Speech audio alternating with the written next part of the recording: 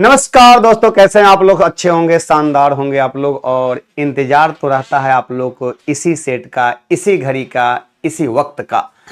चलिए आ जाते हैं, वक्त का ज़्यादा हम लोग जाया नहीं करेंगे। और लीजिए पहला क्वेश्चन, अच्छा क्वेश्चन है, पढ़ लीजिए, पढ़कर जवाब दीजिएगा।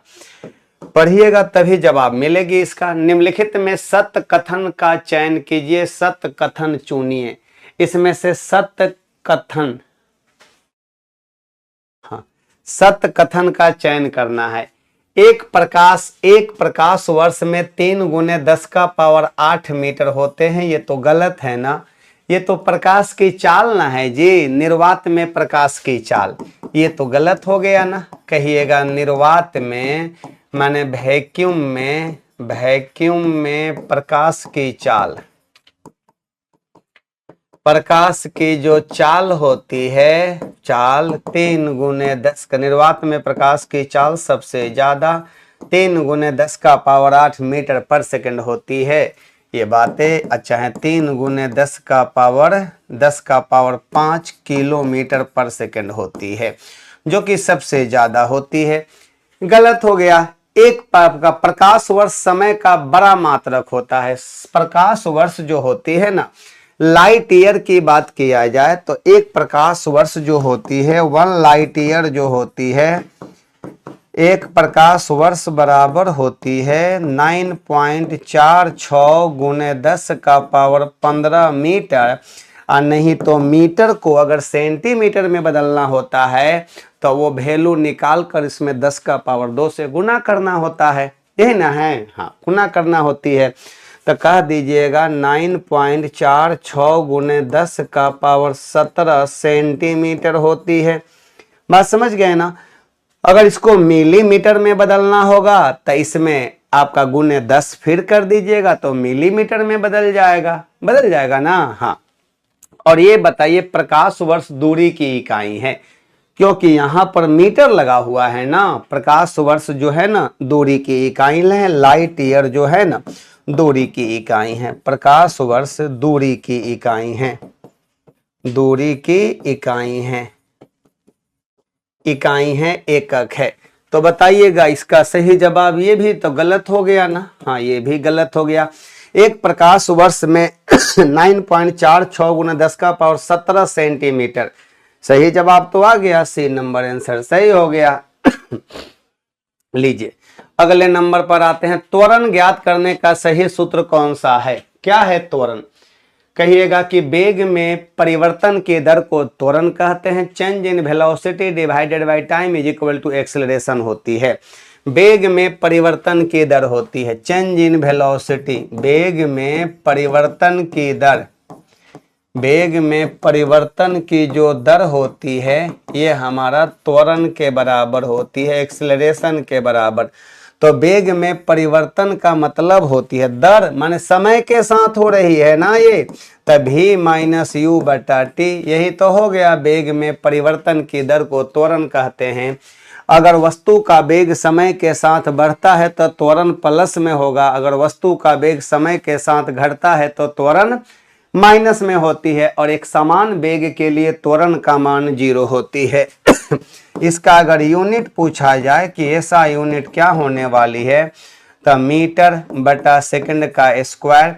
यदि भी का मान, यहाँ देखिए, यहाँ हम कंडीशन अप्लाई करने जा रहे हैं। यदि भी ग्रेटर देन यू हो तो, यदि भी ग्रेटर देन यू हो तो ए बराबर पॉजिटिव होती है। यहीं पर कह दिया जाए कि यदि भी बराबर भी आपका लेस देन यू हो तो, भी आपका लेस देन यू हो तो, भी लेस देन यू हो तो ए बराबर क्या होती है? निगेटिव होती है। और निगेटिव त्वरण को मंदन कहा जाता है, रिटार्डेशन कहा जाता है, रिटार्डेशन के नाम से जाना जाता है। बातें समझ रहे हैं।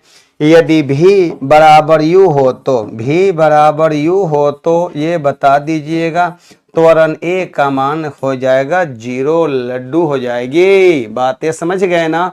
हाँ, change in velocity divided by time is equal to acceleration होती है। कोई ऑप्शन है क्या? तो नयका वेग में से पुरनका वेग को घटाकर समय से भाग दे दिया जाता है, वही ना त्वरण के बराबर। 1 नंबर आंसर सही हो गया। लीजिए अगले नंबर पर आइए। 3 नंबर सवाल क्या कह रहा है? न्यूटन के प्रथम नियम से संबंधित निम्नलिखित कथनों पर विचार कीजिए कि बाह्य बल किसी वस्तु की अवस्था में परिवर्तन करने के लिए आवश्यक होता है। बाह्य बल जो होती है, एक्सटर्नल फोर्स जो होती है, किसी वस्तु की अवस्था को परिवर्तन करने के लिए आवश्यक होती है। न्यूटन साहब अपने फर्स्ट लॉ में जानते हैं क्या बोले थे? इनका कहना था कि अगर कोई वस्तु आपका अगर विराम में है तो विराम में रहेगी, अगर गति में है तो गति में रहेगी। इन दोनों अवस्थाओं में परिवर्तन करना है तो बाहर से अनबैलेंस फोर्स लगेगा, असंतुलित बल लगेगा, तभी वो वस्तु अपनी इन दोनों अवस्थाओं में परिवर्तन कर सकती है। अगर बाहर से कोई असंतुलित बल नहीं लगेगा तो वह अपनी इस अवस्था में वस्तु अपनी अवस्था में परिवर्तन नहीं कर पाएगी जब बाहर से कोई बल नहीं लगेगा। तब मतलब कि बाह्य बल की अनुपस्थिति में वस्तु अपनी अवस्था को सर्वदा बनाए रखती है, हमेशा बनाए रखती है। तब बाह्य बल किसी वस्तु की अवस्था में परिवर्तन करने के लिए आवश्यक होती है। अगर नहीं लगेगा तो वस्तु अपनी अवस्था को बनाए रखेगा, ये सही है। न्यूटन का प्रथम नियम जड़त्व का नियम भी कहलाता है, सही तो बात है। यहाँ पर बताइएगा न्यूटन के किस गति नियम को जड़त्व का नियम कहा जाता है? लॉ ऑफ इनर्शिया कहते हैं, तो फर्स्ट लॉ को कहा जाता है। ये दोनों ऑप्शन सही है। जब दोनों ऑप्शन सही है तो यहाँ पर कूट दिया गया है। यहाँ पर ये करा कि केवल एक के 1 और 2 दोनों, तो कहिएगा हाँ 1 और 2 दोनों। और याद रखेंगे Newton's first law of motion, हम जो लिख रहे हैं उस पर भी ध्यान दीजिएगा। Newton's first law of motion, law of motion की बात किया जाए तो ये बताइएगा न्यूटन के गति का प्रथम नियम, इससे प्राप्त होती है बल का परिभाषा। किसका परिभाषा? तब बल का परिभाषा प्राप्त होती है। बल का परिभाषा, बल का डिफिनेशन, परिभाषा। एक बात बताइएगा, जड़त्व का नियम, इसी को जड़त्व का नियम कहा जाता है।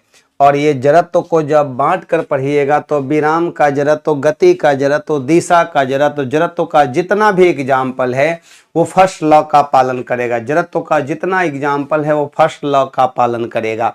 ये बताइएगा F बराबर a में अगर F बराबर a में कर दिया, अब यहाँ देखिए जड़त्व के लिए वो बात और कहिएगा, जड़त्व डायरेक्टली प्रोपोर्शनल द्रव्यमान के, किसी वस्तु का द्रव्यमान ही उसके जड़त्व की माप होती है, मेजरमेंट होती है। जिस वस्तु का द्रव्यमान ज्यादा होगा उसमें जड़त्व का गुण भी ज्यादा होगा। तो एक हल्का वस्तु दे दिया जाए, एक भारी वस्तु दे दिया जाए और पूछेंगे कि भाई मेरे दोनों में किसका जड़त्व अधिक होगा, तो कहेंगे कि सर जिसका द्रव्यमान ज्यादा होगा उसमें जड़त्व का गुण भी ज्यादा होगा। एक कार दे दिया जाए, एक बस दे दिया जाए, पूछा जाए कि किसका जड़त्व ज्यादा होगा, तो कहिएगा बस का जड़त्व ज्यादा होगा, क्योंकि बस का द्रव्यमान ज्यादा है तो जड़त्व का गुण भी इसमें ज्यादा होगा। चलिए आगे बढ़ जाते हैं। ये बताइएगा सेकेंड लॉ की बार, F बराबर ma हमारा, इसी को कहते हैं Newton second law of motion. ये हमारा न्यूटन्स सेकेंड लॉ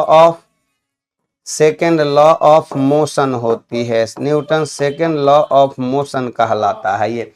तो बताएंगे ये दोनों का दोनों हमारा सही है ना? सही एकदम सही, करेक्ट है ये। निम्नलिखित में कौन सी क्रियाओं में स्थितिज ऊर्जा संग्रहित होती है? देखिए सवाल पढ़ना है, किसमें संग्रहित होती है? स्टोर होती है। स्टोर होने वाली बातें कर रहा है ना, कह रहा है स्टोर्ड पोटेंशियल एनर्जी किसमें स्टोर्ड होती है? बताइएगा, तीर को धनुष की डोरी पर रखकर खींचने में संचित ऊर्जा। जब हम लोग तीर को धनुष की डोरी पर रखकर इसे खींचते हैं तो बताइए उसमें ऊर्जा स्टोर होगा कि नहीं? कौन ऊर्जा? स्थितिज ऊर्जा। किसी खिलौने वाली कार में चाबी भरने पर, हाँ चाबी भरे हुए, ऐंठे हुए, ओकरा ऐंठे हुए, पकड़ कर रखे हुए, छोड़ेंगे तो वो स्थितिज ऊर्जा गतिज ऊर्जा में। तो ये कह रहा है कि किसी खिलौने वाली कार में चाबी भरने पर उसकी कमानी में जो संचित ऊर्जा होती है वो भी तो स्थितिज ऊर्जा को स्टोर कर रही है ना। हाँ, स्टोर कर रही है। फिर कह कि स्प्रिंग को खींचने में उपार्जित ऊर्जा, हाँ स्प्रिंग को खींचिएगा या दबाइएगा तो उसमें ऊर्जा स्टोर होगा, किस रूप में, तब पोटेंशियल एनर्जी के रूप में। बहती हुई हवा में निहित ऊर्जा, तब बहती हुई हवा में दोनों ऊर्जा होती है, काइनेटिक एनर्जी भी और प्लस पोटेंशियल एनर्जी भी। तो क्या इसमें ऊर्जा हमारा संग्रहित हो रही है, इसमें स्थितिज ऊर्जा? तो नहीं सर, इसमें दोनों ऊर्जा होती है और दोनों ऊर्जा को एक साथ यांत्रिक ऊर्जा कहते हैं, मैकेनिकल एनर्जी कहा जाता है।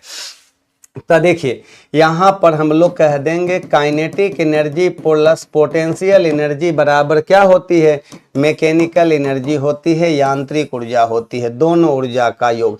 ये बताएंगे काइनेटिक एनर्जी का अगर फॉर्मूला पूछ दिया जाए तो ½ mv², और अगर इसका पूछ दिया जाए पोटेंशियल एनर्जी का सरकार तो कहिएगा Pe बराबर हो गया mgh। Pe बराबर क्या हो गया, mgh।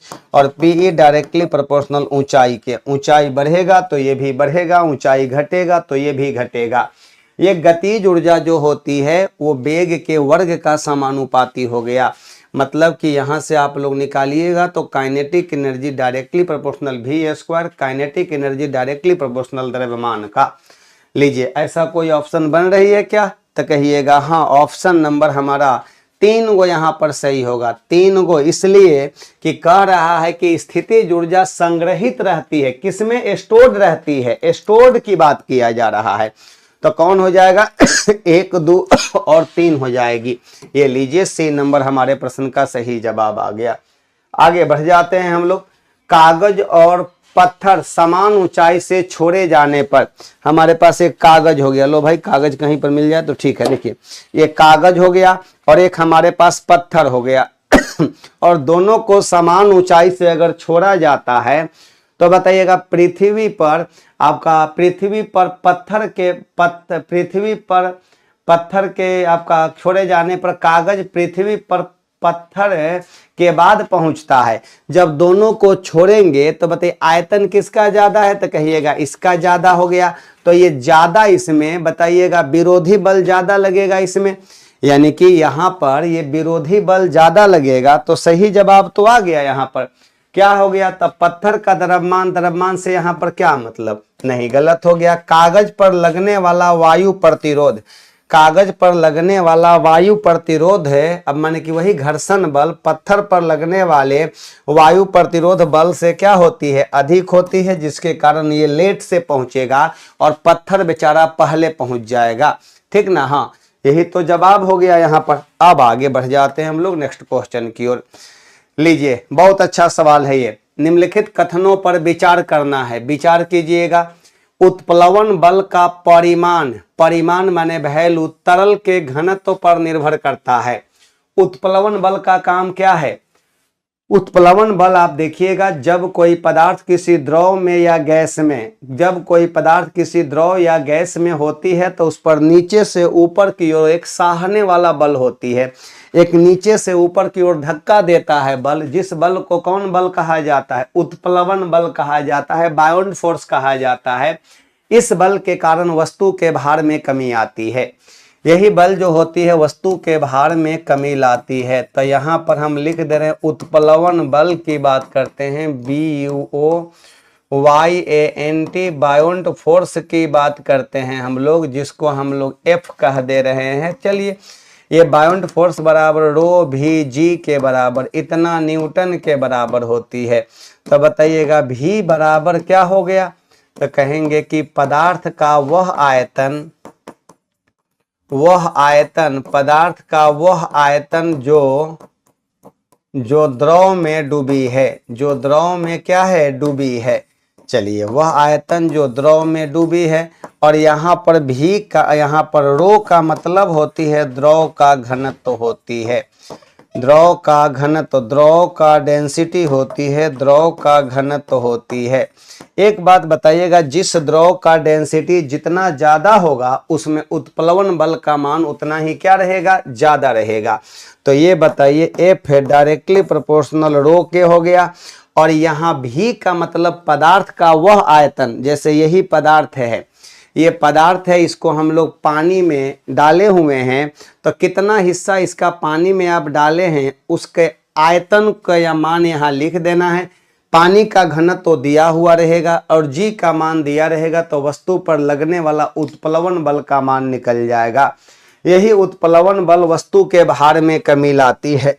उत्प्लवन बल के कारण ही वस्तु के भार में कमी आती है।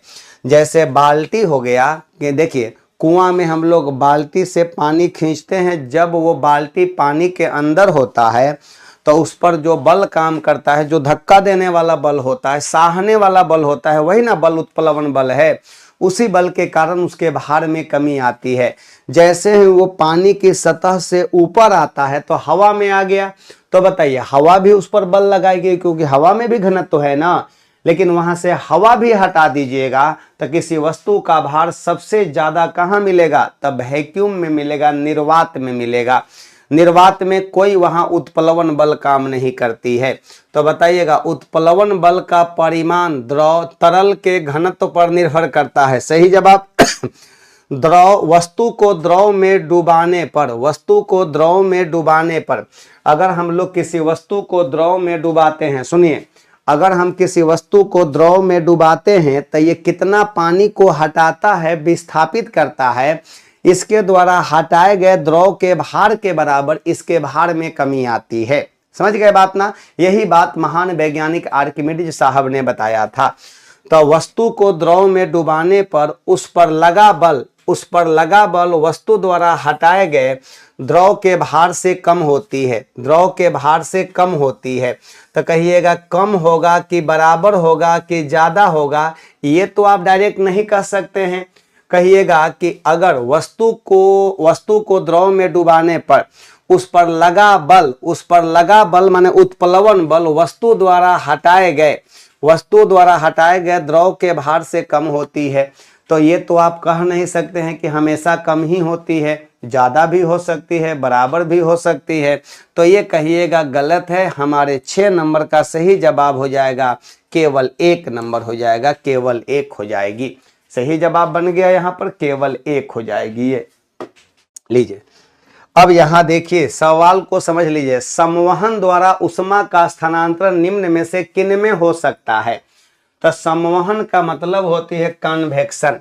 तो याद रखेंगे कन्वेक्शन जो होती है, देखिए उष्मा संचरण की बहुत सारी विधियां होती है। उष्मा संचरण की विधियां में हम लोग कह देंगे, उष्मा संचरण की विधियां की बात किया जाए, उष्मा संचरण की विधियां उष्मा संचरण की विधियां में अगर हम देखते हैं तो एक होती है हमारा चालन होती है, जिसको कंडक्शन कहा जाता है। और ये जो होती है ठोसों में होती है। कहाँ पर? ठोसों में होती है। लेकिन एक अपवाद है हमारा पारा, अपवाद में भी यही विधि होती है, जिसको हम लोग कहते हैं पारा, जिसका संकेत होता है Hg। क्या होता है? Hg होता है। ये बताइएगा दूसरा नंबर में हम लोग लिख देते हैं संवहन, लिख देते हैं संवहन की बात करते हैं, इंग्लिश में कहते हैं कन्वेक्शन। क्या लिख देते हैं? कन्वेक्शन, कन्वेक्शन कह देते हैं। आपको इसमें भाग लेता है कौन? द्रव और गैस भाग लेता है, द्रव प्लस गैस, दोनों में माध्यम की जरूरत पड़ती है, दोनों में माध्यम की जरूरत पड़ती है। जैसे सुनिए, कहा जाएगा कि पृथ्वी का वायुमंडल कौना विधि से गर्म होता है, तो कहिएगा संवहन विधि द्वारा। पानी कौना विधि से गर्म होता है? संवहन विधि द्वारा। कहा जाएगा कि पृथ्वी का वायुमंडल जो होती है, वायुमंडल, पृथ्वी का वायुमंडल संवहन विधि द्वारा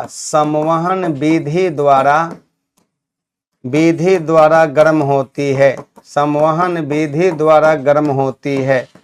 तो ये बातें समझ गए कि पृथ्वी का वायुमंडल संवहन विधि द्वारा, पानी दूध कौना विधि द्वारा, संवहन विधि द्वारा गर्म होती है। पानी दूध कौना विधि द्वारा, तो संवहन विधि द्वारा गर्म होती है। एक बात समझिए, मैकेनिज्म हमारी बात पहले समझ लीजिए बातों को। कहा जाएगा कि हम लोग यहाँ पर इस चीज को समझ जाएंगे तो बहुत अच्छी बात है। यहाँ पर ये देखिएगा, यहाँ बर्तन हो गया, ये लीजिए भाई, बर्तन हो गया यहाँ पर, बर्तन में हमारा पानी हो गया या दूध हो गया, जो भी हो गया, लिक्विड हो गया। यहाँ पर एक बात बताइएगा, यहाँ पर हो गया ये, यहाँ पर उष्मा देते हैं हम लोग, उष्मा देते हैं, उष्मा हम लोग यहाँ पर देते हैं, उष्मा। तो ये बताइएगा, उष्मा हम लोग देते हैं यहाँ पर, तो यहाँ पर जो है ना, यहाँ पर यहाँ का जो अणु है, यहाँ का अणु उष्मा लेकर कहाँ चला जाएगा, ऊपर चला जाएगा। ऊपर से ठंडा वाटर मॉलिक्यूल कहाँ आएगा, नीचे आएगा। ये प्रोसेस इसमें चलते रहेगा। तो इसमें माध्यम का कण वास्तविक रूप से भाग लेता है कि नहीं लेता है, तो कहिएगा हाँ सर, इसमें माध्यम का कण भाग लेता है, अपने घनत्व में कमी कर कर ऊपर चला जाता है। ऊपर से ठंडा वाटर मॉलिक्यूल या एयर मॉलिक्यूल नीचे आता है। इसको संवहन धाराएं कहा जाता है, संवहन धाराएं कहते हैं। और इसी विधि द्वारा गर्म होता है हमारा कौन कौन, तो कहिएगा आपका द्रव और गैस गर्म होता है। द्रव और हमारा क्या है, गैस, संवहन विधि द्वारा। तब बताइएगा ठोस और द्रव में, नहीं ठोस में चालन होती है, ये ठोस का तो बात ही नहीं है हमारा। गैस और द्रव, सी नंबर ऑप्शन सही हो गया। लीजिए भाई 6 to 8 एंड 9 10th के लिए आपका साइंस का डिटेल्स डिस्कशन के साथ आपका 21 और 200, जो कि हम लोग अभी 233 नंबर सेट करा रहे हैं। लीजिए आगे बढ़ जाइए। सूची 1 व सूची 2 को सुमेलित कीजिए और सूचियों के नीचे दिए गए कूट को कूट दीजिए आप लोग, ठीक ना। हाँ, कूट को एकदम कूट दीजिए, कूट दीजिए मैंने बना दीजिए, ठीक ना। अब लीजिए, विद्युत चुंबकीय तरंग और उपयोग दिया हुआ है। हमने आपको विद्युत चुंबकीय तरंग लिखवाया है ना, तो बताइए विद्युत चुंबकीय तरंग कौन है हमारा, विद्युत चुंबकीय तरंग। देखिए हम यहाँ पर कोडिंग कर दे रहे हैं, अगर समझ जाएंगे तो बहुत अच्छी बात है। इलेक्ट्रोमैग्नेटिक वेव तो कौन कौन होता है, तो कहिएगा RMIVUXG। आर का मतलब क्या होता है, आर बराबर होती है रेडियो वेव होती है, रेडियो वेव होती है। एम माने होती है माइक्रोवेव होती है, माइक्रोवेव हो गया। ये बताइए आई माने क्या होती है, इंफ्रारेड, इंफ्रारेड होती है। औरक तो होती है। भी का मतलब होती है विजिबल, ये होती है विजिबल होती है। यू माने क्या होती है, अल्ट्रा, अल्ट्रा वायलेट होती है। और ये बताइए एक्सरे हो गया, एक्सरे हो गया। और ये बताइए एक्स, एक्स का मतलब क्या हो गया, एक्सरे हो गया।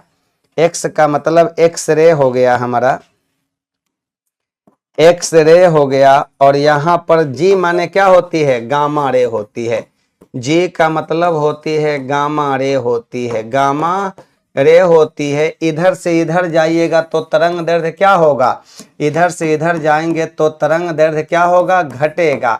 आवृत्ति और ऊर्जा जो होती है ना, आवृत्ति एवं ऊर्जा कहिएगा हुजूर बढ़ेगा। आवृत्ति और ऊर्जा क्या करता है भाई मेरे, तो कहिएगा कि सर बढ़ता है। यहां से भी प्रश्न पूछी जाती है। सबका यूजेज होती है, सबका उपयोग अलग अलग होती है। अरे भाई याद रखिएगा RMIVUXGC, RMIVUXGC, आपको कुछ नहीं करना है। देखिए देखिए प्रकाश तरंगे, प्रकाश तरंगे पदार्थ को, प्रकाश तरंगे जो होती है, प्रकाश तरंगे जो होती है पदार्थों को देखने में, पदार्थों को देखने में किया जाता है। 4 नंबर हो जाएगी, ठीक है। पराबैंगनी तरंग की बात करते हैं। पराबैंगनी तरंग का यूज कहाँ किया जाता है, तो कह दीजिएगा नेत्र, आपका नेत्र सर्जरी में किया जाता है। 3 नंबर इसकी मुलाकात करवा दीजिएगा। एक्सरे का प्रयोग कैंसर कोशिकाओं को नष्ट करने के लिए, हाँ कर सकते हैं, कैंसर कोशिकाओं को नष्ट करने के लिए ये कर सकते हैं, इसकी मुलाकात 1 नंबर से। और सूक्ष्म तरंगों का उपयोग यही ना हमारा राडार यानी कि गाड़ियों के स्पीड का पता लगाने के लिए, गति का पता लगाने के लिए डॉपलर प्रभाव पर काम करती है 2 नंबर से। तो 4 3 1 2 कोई ऑप्शन है क्या यहाँ पर? 4 3 2 1 4 3, अरे बाबा 4 3 1 2 ना, 4 3 1 2 4 3 1 2, हाँ 1 नंबर ऑप्शन है और जवाब भी आपका 1 नंबर बन ही गया है। जवाब भी आपका 1 नंबर क्लियर है, बन गया है तो बन गया है, जवाब भी आपका क्लियर हो गई है। लीजिए अगले नंबर पर आते हैं। आपस में जुड़ी 2 आवेशित वस्तुओं के बीच, आपस में जुड़ी 2 आवेशित वस्तुओं के बीच कह रहा है कि आपस में जुड़ी 2 आवेशित वस्तुओं के बीच विद्युत धारा प्रवाहित नहीं होती है यदि वे हो। बताइएगा, आपस में जुड़ी 2 आवेशित वस्तुओं के बीच विद्युत धारा प्रवाहित नहीं होगी कब? जब दोनों के लिए विभव समान होगा, दैट मीन्स विभवांतर 0 होगा। अगर विभवांतर 0 होती है, सुनिए, यदि विभवांतर बराबर विभवांतर जिसको हम लोग कह देते हैं विभवांतर 0 हो तो आवेश का प्रवाह, आवेश का प्रवाह नहीं होगा, प्रवाह नहीं होगा, नहीं होगा, नहीं होगा और धारा का धारा और विद्युत धारा प्रवाहित नहीं होगी और विद्युत धारा प्रवाहित नहीं होगी, प्रवाहित नहीं होगी, विद्युत धारा प्रवाहित नहीं होगी। यही तो बातें हैं सर। एक बात बताइएगा, विभवांतर को ही वैद्युत दाब कहा जाता है। विभवांतर को ही क्या कहते हैं? वैद्युत दाब कहते हैं। विभवांतर को ही हम लोग वैद्युत दाब कहते हैं, विद्युत का दाब कहते हैं, वैद्युत दाब कहा गया है। चलिए क्लियर बातें हो गई यहाँ पर। तो क्या होगा? समान आवेश पर या समान धारिता पर, कैपेसिटेंस पर नहीं, कहिएगा समान विभव पर। समान विभव, यदि विभवांतर 0 हो तो समान विभव के लिए विभवांतर 0 होती है। कहिएगा समान विभव के लिए, समान विभव इक्वी पोटेंशियल के लिए, समान विभव के लिए कहिएगा किन्हीं 2 बिंदुओं के बीच, किन्हीं 2 बिंदुओं के बीच, किन्हीं 2 बिंदुओं के बीच, बिंदुओं के बीच विभवांतर, विभवांतर बराबर क्या होती है? 0 होती है। और जब विभवांतर 0 होगा तो आवेश का प्रवाह नहीं होगा और विद्युत धारा प्रवाहित नहीं होगी। यही ना बातें हैं। तो एकदम सी नंबर ऑप्शन हो गया। मैं सेम आप लोगों की भाषा में मैं डिस्कस ले रहा हूं ताकि सब लोगों को समझ में आवे। निम्नलिखित परिघटनाओं पर विचार कीजिए। विचार कर लीजिएगा। कह रहा है कि गोधूली से सूर्य का अमाप, गोधूली से सूर्य का अमाप। एक बात बताइए, गोधूली का मतलब क्या होता है? शाम में। गोधूली का मतलब क्या हो गया? शाम में कहा जा रहा है, शाम में पूछा जा रहा है, शाम में, शाम में कहा जा रहा है। तो गोधूली से माने कि सूर्य का अमाप पूछ रहा है। गोधूली माने क्या होता है? संध्या। गोधूली का मतलब क्या होती है? संध्या। इसको कहते हैं संध्या कहा जाता है, संध्या कहते हैं। तो बताइएगा, गोधूली में सूर्य का अमाप, सूर्य का अमाप जैसे कहा जाएगा कि उगता हुआ सूर्य और डूबता हुआ सूर्य जो होती है ना, क्षितिज का रंग बताइएगा। क्षितिज, यहां से हम लोग चंद्रमा के तल से अंतरिक्ष का रंग नहीं, यहाँ पर देखिए गोधूली, गोधूली से सूर्य का अमाप, गोधूली से सूर्य का अमाप। जब हम यहाँ से सूर्य तारे चंद्रमा को देखते हैं तो वो अपनी वास्तविक ऊंचाई से थोड़ा ऊपर दिखाई देती है। चाहे यहाँ से हम लोग, सुनिए, वो हम लोग सूर्य तारों को देखते हैं तो वास्तविक ऊंचाई से ऊपर दिखाई देते। इसी से रखिए आपका उषा काल में, उषा काल का मतलब क्या हो गया? कहिएगा भोर में, सुबह में। उषा काल माने क्या हुआ? भोर में, भोर में कह दीजिएगा, भोर में। भोर में कहिएगा सूर्य का रंग, तो कहिएगा उषा काल में, भोर में सूर्य का रंग। उषा काल में चंद्रमा का दिखना, उषा काल में चंद्रमा का दिखना, दिखाई देती है वो अलग बात है। आकाश में तारों का टिमटिमाना, ये सब वायुमंडलीय अपवर्तन के वजह से होती है। किसके कारण? वायुमंडलीय अपवर्तन का कारण है ये। तो ये बताइएगा 1 नंबर, 2 नंबर और 4 नंबर प्रकाश के अपवर्तन के अंतर्गत आती है, वायुमंडल के अपवर्तन के अंतर्गत आने वाली घटना है ये। तो आकाश में तारों का टिमटिमाना, ये बताइएगा वायुमंडलीय अपवर्तन के कारण। तो सब का सब वायुमंडलीय अपवर्तन के कारण होती है वायुमंडल। यहाँ पर सूर्य का रंग, उषा काल में सूर्य का रंग, यानी कि अब देखिए, अब यहाँ आगे पढ़ना है उपरोक्त में कौन दृष्टि भ्रम में आता है? तो दृष्टि भ्रम में हमारा कौन कौन आता है? तो कहिएगा 1, 2 और 4 नंबर आ गया। वायुमंडलीय अपवर्तन, वायुमंडलीय अपवर्तन के अंतर्गत अपवर्तन में आएगा, वायुमंडलीय अपवर्तन में। तो 1, 2 और 4 नंबर आंसर सही होगा। 1, 2 और 4 कोई ऑप्शन है? तो हाँ, सी नंबर ऑप्शन है हमारा। लीजिए आगे बढ़ जाते हैं हम लोग। सी नंबर हो गया। अगला है निकट दृष्टि दोष के संदर्भ में निम्नलिखित कथनों पर विचार कीजिए। निकट दृष्टि दोष में बताइएगा, निकट दृष्टि दोष में मायोपिया कहते हैं ना, तो इसमें निकट का वस्तु दिखाई देता है लेकिन दूर की वस्तु दिखाई नहीं देती है। तो निकट दृष्टि दोष में आपका निकट के दूर, इस निकट दृष्टि दोष में व्यक्ति दूर रखी वस्तुओं को सुस्पष्ट नहीं देख पाता है। सही जवाब हो गया ये। निकट दृष्टि दोष में वस्तु का प्रतिबिंब रेटिना पर न बनकर इसके सामने बनता है। सही बात है, निकट दृष्टि दोष में प्रतिबिंब रेटिना पर नहीं बनकर सामने बनता है, आगे बनता है, एकदम सही है। अवतल लेंस द्वारा निकट दृष्टि का संशोधन किया जाता है। तीनों का तीनों सही है, ये तीनों का तीनों क्या है? सही है हमारा निकट दृष्टि दोष के लिए, तीनों का तीनों सही है। तो हमारे प्रश्न का कोई ऑप्शन बन रहा है?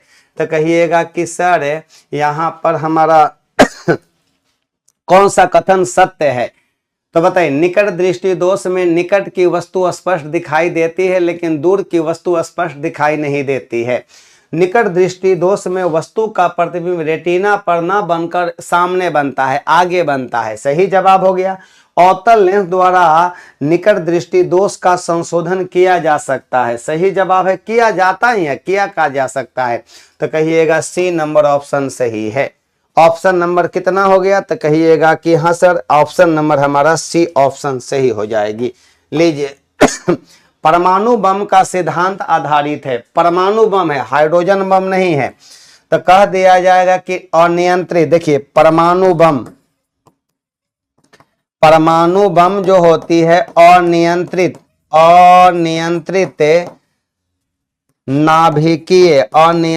नाभिकीय विखंडन अभिक्रिया पर आधारित है। विखंडन अभिक्रिया, अनियंत्रित नाभिकीय विखंडन अभिक्रिया पर आधारित है। और ये बताइएगा फर्स्ट परमाणु बम के नाम सुने होंगे। फर्स्ट परमाणु बम जो लिख रहे हैं वो ध्यान दीजिएगा। फर्स्ट परमाणु बम का नाम है लिटिल बॉय कहते हैं, लिटिल बॉय। और याद रखिएगा प्रथम परमाणु बम का नाम क्या है? Little boy. और ये कब गिराया गया था अमेरिका द्वारा? Little boy. और ये बताइएगा 6 अगस्त 1945 को अमेरिका द्वारा जापान के हिरोशिमा शहर पर गिराया गया था। और इसमें जो यूज किया गया था इसका नाम हो गया हमारा क्या? तो कह दीजिएगा यूरेनियम इसमें यूज किया गया था।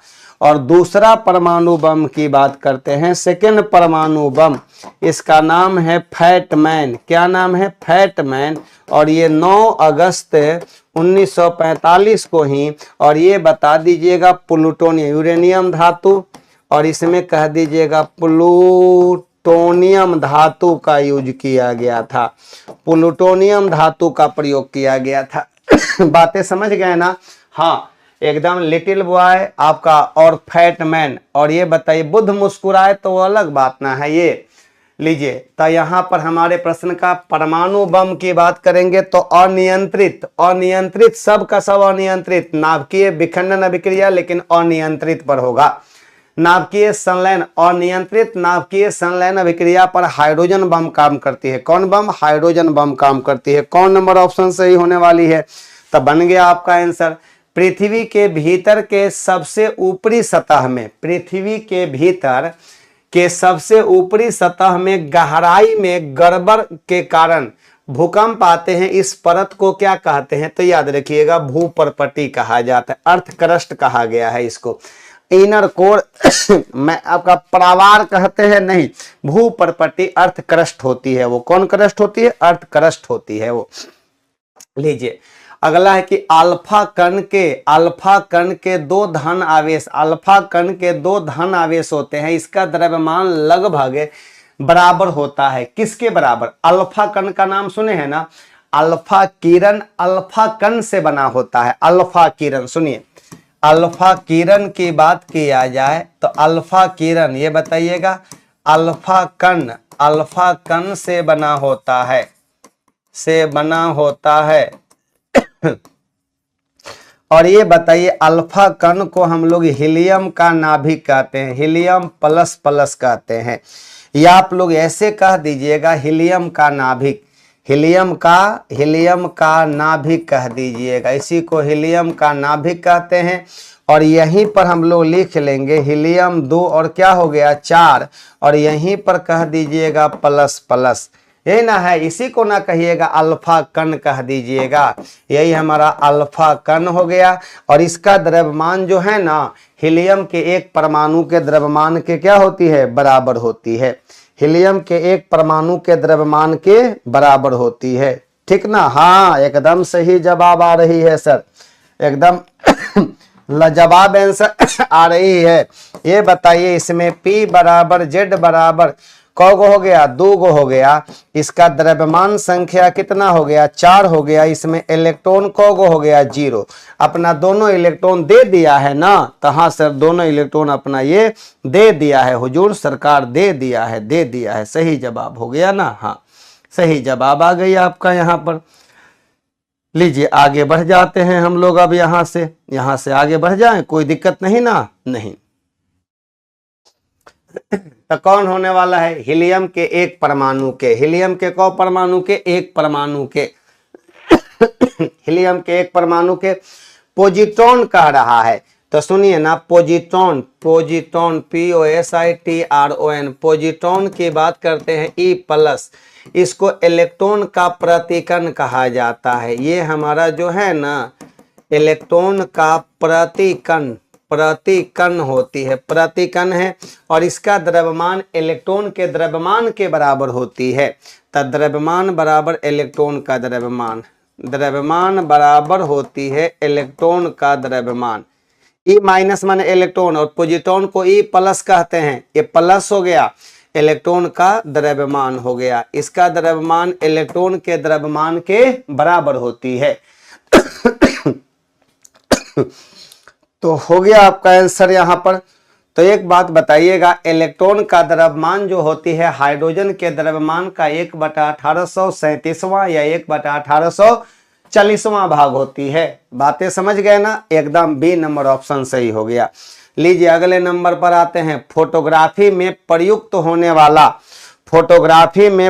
होने वाला हाइपो क्या होती है? तो कहिएगा फोटोग्राफी में प्रयुक्त होने वाला हाइपो विलयन जलीय विलयन है। किसका है? सोडियम थायोसल्फेट का होती है, सोडियम थायोसल्फेट। और इसका सूत्र होती है हमारा Na2S2O3 I होती है 5H2O होती है। इसी का नाम है सोडियम थायोसल्फेट, जिसको हम लोग हाइपो कहते हैं, इसी का नाम है सोडियम थायोसल्फेट। Na2S2 आपका Na2S2O3 होती है। सोडियम सल्फेट का तो नहीं सर, सोडियम सल्फेट का Na2 और SO4 होती है, Na2SO4 सोडियम सल्फेट होती है। इसी में 10 वाटर मॉलिक्यूल लगा दीजिएगा तो ग्लोबल साल्ट हो जाती है। तो ऐसा कोई ऑप्शन बन रहा है क्या? तो हाँ सर, ऐसा तो ऑप्शन है हमारा। लीजिए बन गया यहाँ पर sodium thiosulphate. Right option is क्या होने वाली है सरकार? सोडियम थायोसल्फेट हो जाएगी ये। आगे बढ़ जाते हैं हम लोग। अब अगले नंबर पर आ जाते हैं धुआं का मतलब स्मॉग। आवश्यक रूप से वायुमंडल में धुआं जिसको कहते हैं स्मॉग कहा जाए, स्मॉग। एक बात बता दीजिएगा, यहाँ पर धुआं आवश्यक रूप से वायुमंडल में निम्नलिखित की उपस्थिति के कारण होती है। तो ऑक्सीजन और ओजोन नहीं, धुआं जो होती है ओजोन और नाइट्रोजन नहीं, नाइट्रोजन और सल्फर के ऑक्साइड, जैसे कि आपका कोयला उला जलेगा तो वहां से धुआं उत्पन्न होती है ना। तो यही तो हो गया। तो एक बात बताइएगा, स्मॉग स्मॉग धुआं, स्मॉग में से आया। देखिए तो यहां पर आपका नाइट्रोजन और सल्फर के ऑक्साइड, लेकिन हम जो लिखवा रहे हैं वो बातें याद रखिएगा। स्मॉग है हमारा, स्मॉग होती है। स्मॉग क्या होती है तो कह दीजिएगा धुएं के कण और धुंध या कोहरा का मिश्रण होती है। कहिएगा स्मॉग जो होती है धुआं प्लस क्या होती है, कोहरा होती है। धुआं प्लस कोहरा, धुंध जिसको कहा जाता है, धुंध कहा जाता है। धुआं प्लस कोहरा, कोहरा को हम लोग क्या बोलते हैं, धुंध के नाम से जानते हैं, धुंध कहते हैं, धुंध कहा जाता है। तो यही होती है स्मॉग होती है, स्मॉग।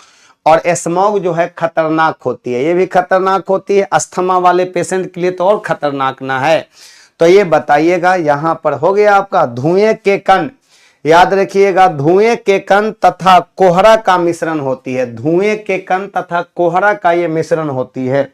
बातें समझ गए ना? हाँ, बातें क्लियर हो गई यहां पर। ये लो भाई, यहां पर अब क्लियर बातें हो गई, कोई दिक्कत नहीं, कोई परेशानी भी नहीं है आपको यहां पर। अब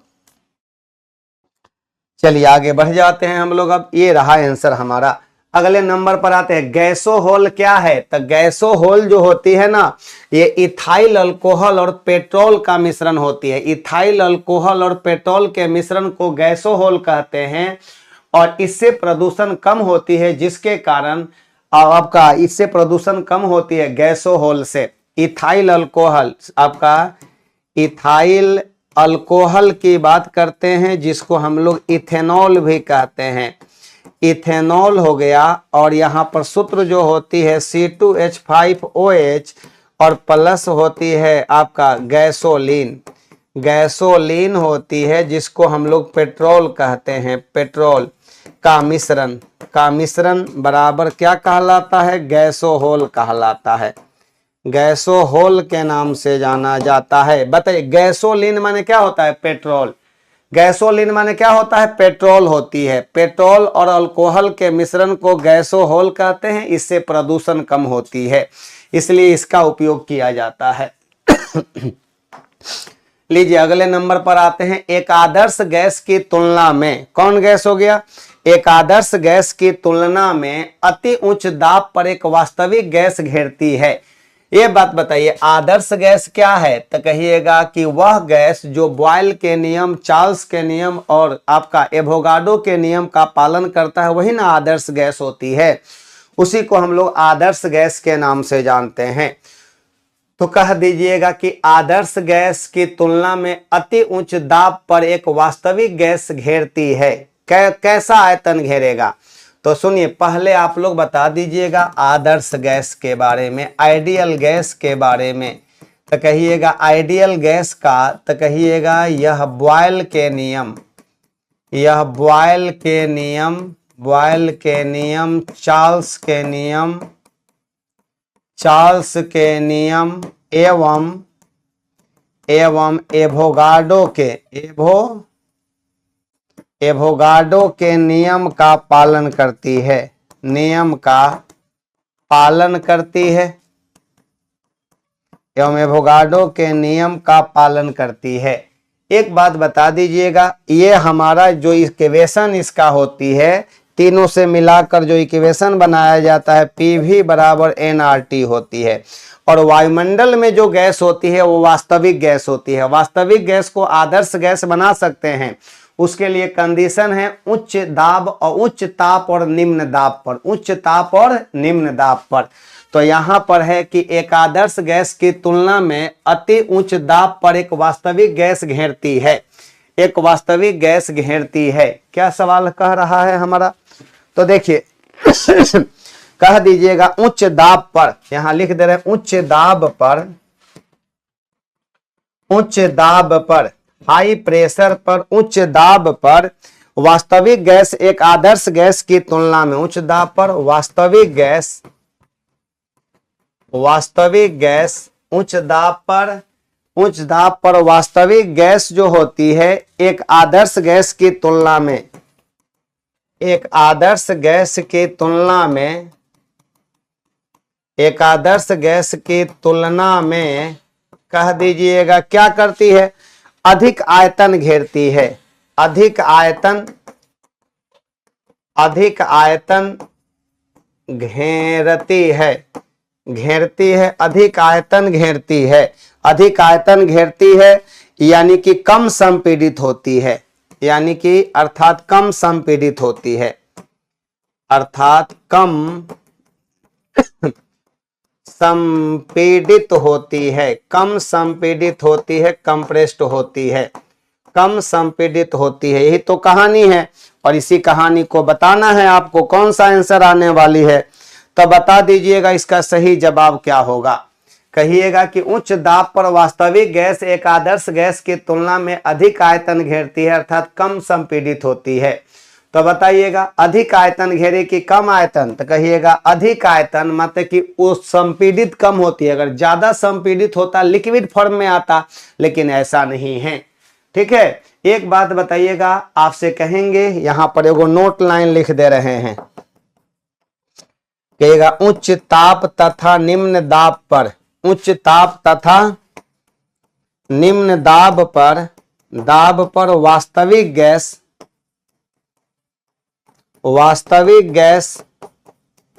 आदर्श गैस की तरह व्यवहार करती है, व्यवहार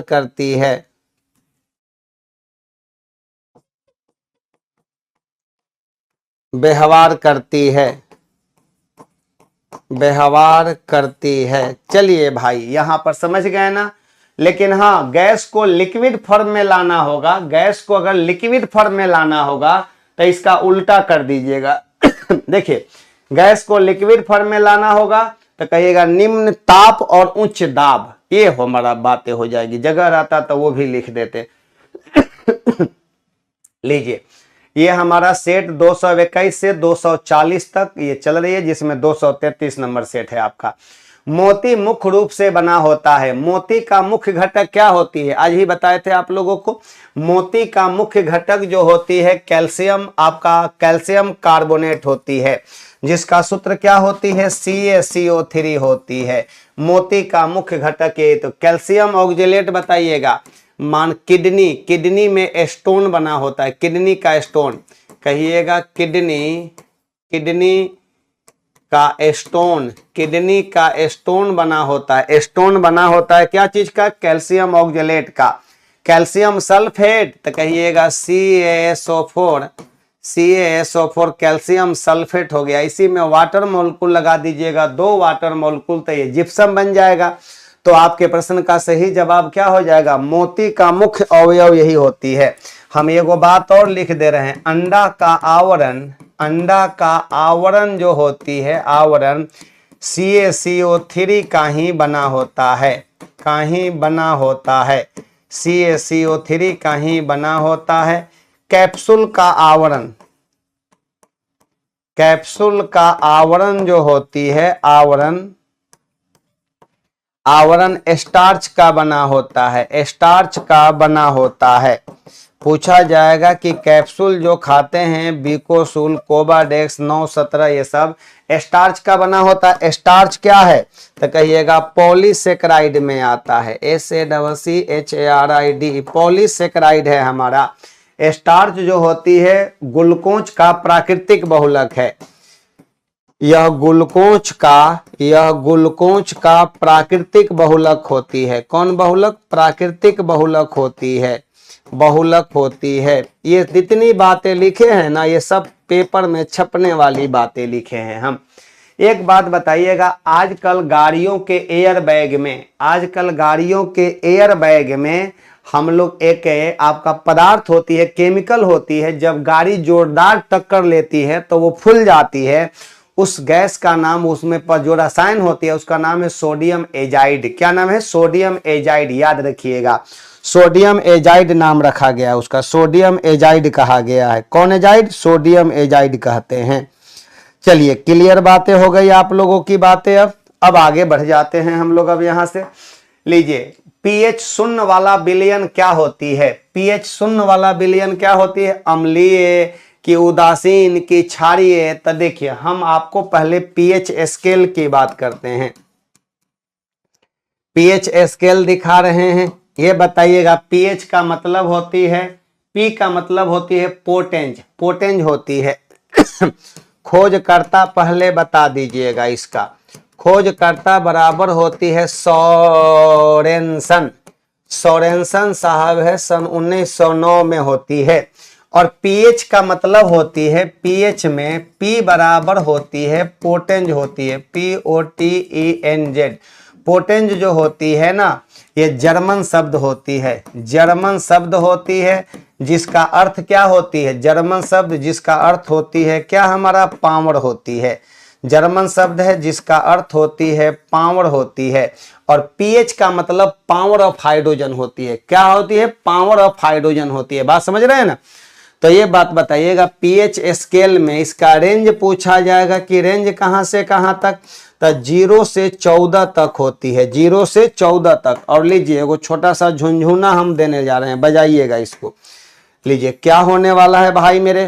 तो कहिएगा कि सर यहाँ 0 हो गया, 1 2 3 4 5 6 7 8 9 10 11 12 13 पूरे 14 हो गया ना। तो 1 2 3 4 5 6 7 8 9 10 11 12 13 और पूरे मिलाकर 14।